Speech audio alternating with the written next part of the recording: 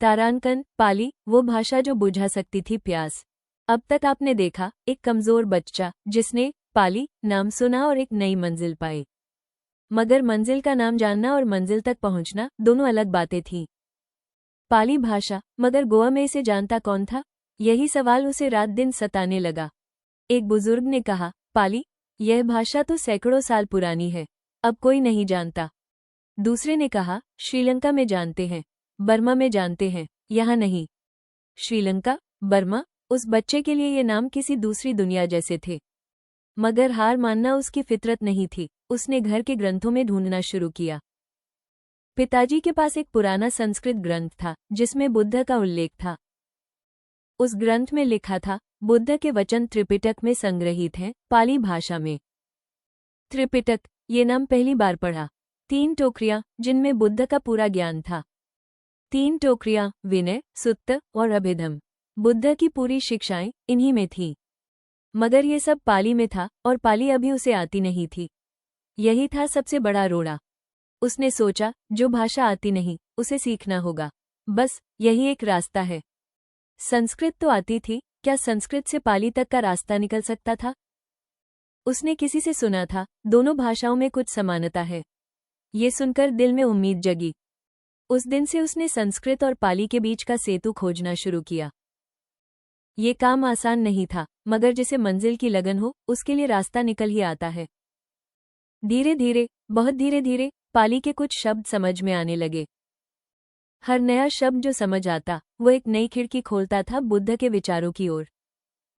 मगर यह काफी नहीं था। त्रिपिटक को समझने के लिए पाली में पूरी महारत चाहिए थी। पाली पूरी तरह कहाँ सीख सकता हूँ, ये सवाल अब और बड़ा हो गया था। किसी ने बताया, पुणे में एक जगह है, वहां पाली भी सिखाते हैं।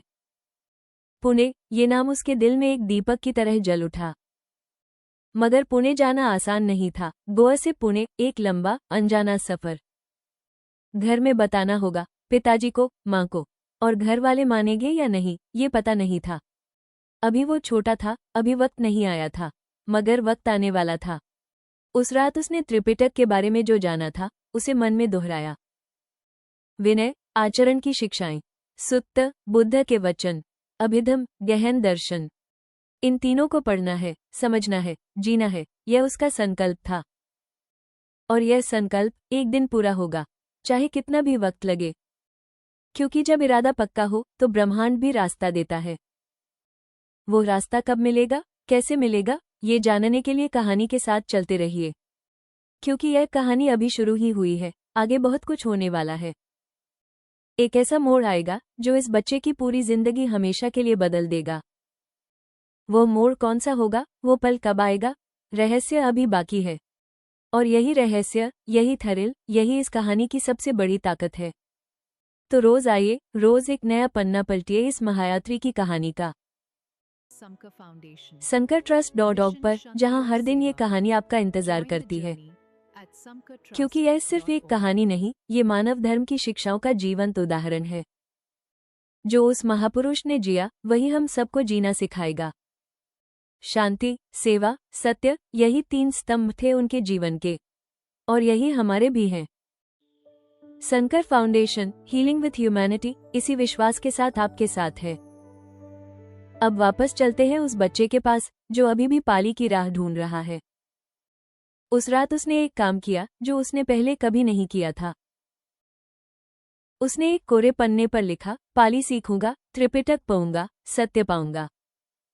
ये 3 पंक्तियां, यही बन गई उसकी पूरी जिंदगी का नक्शा। वो नक्शा कहाँ ले जाएगा, यह अगले एपिसोड में नहीं, इस पूरी कहानी में धीरे धीरे खुलेगा।